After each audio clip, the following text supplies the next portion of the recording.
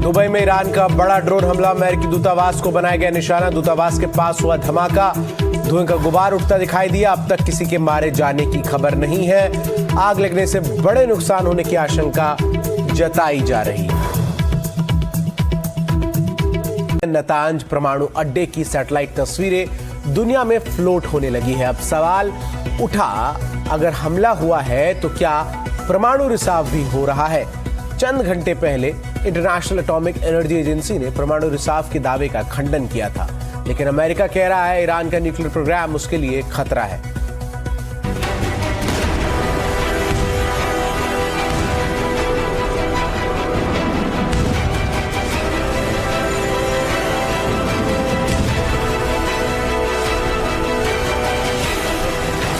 क्या ईरान ने वो बम बना लिया?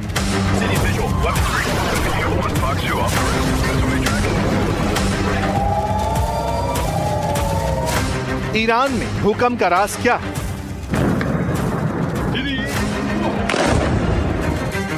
फ्रांस ने न्यूक्लियर ताकत क्यों दिखाई?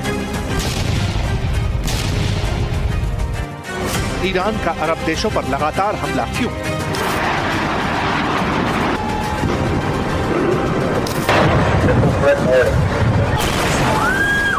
तस्वीरें इस बात की गवाह हैं कि ईरान की मिसाइलें और उसके ड्रोन अब कई देशों की सरहद लांघ चुके हैं। तस्वीरें इस बात की तस्दीक करती हैं कि ईरान पर जैसे ही अमेरिका और इजराइल का हमला हुआ तो आसपास मौजूद अमेरिकी बेसों को किसी कीमत खत्म करने पर वो आमादा हो चुका है।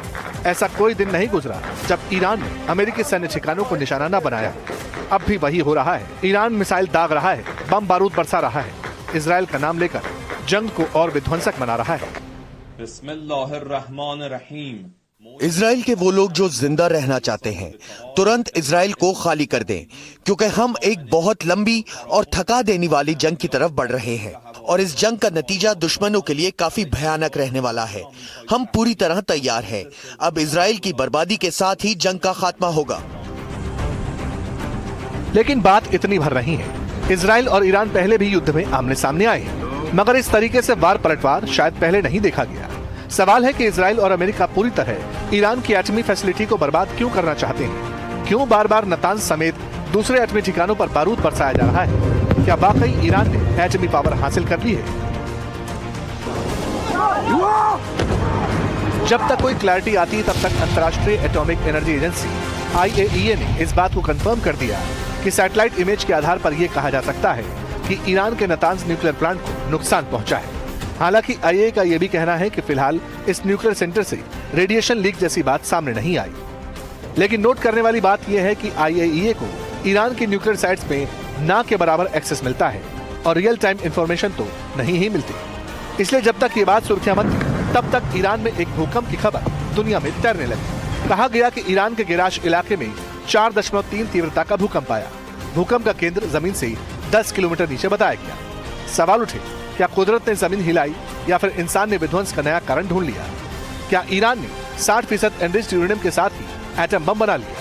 क्योंकि अमेरिका बार बार कह रहा है कि ईरान के पास कम से कम 11 एटम बम बनाने का सामान मौजूद है। In that first meeting, both the Iranian negotiators said to us directly, with no shame, that they controlled 460 kilograms of 60%. And they're aware that that could make 11 nuclear bombs, and that was the beginning of their negotiating stance. हालांकि इन सारी बातों के बीच Israel के Iran पर हमले लगातार जारी हैं। वो लगातार तेहरान और आसपास के इलाकों को टारगेट कर रहा है। मगर दूसरी तरफ अचानक फ्रांस ने अपनी न्यूक्लियर ताकत दिखाना शुरू कर दिया और ये तब हुआ जब फ्रांस ने ब्रिटेन और जर्मनी के साथ मिलकर ईरान के खिलाफ जंग में अमेरिका का सपोर्ट करने का ऐलान किया।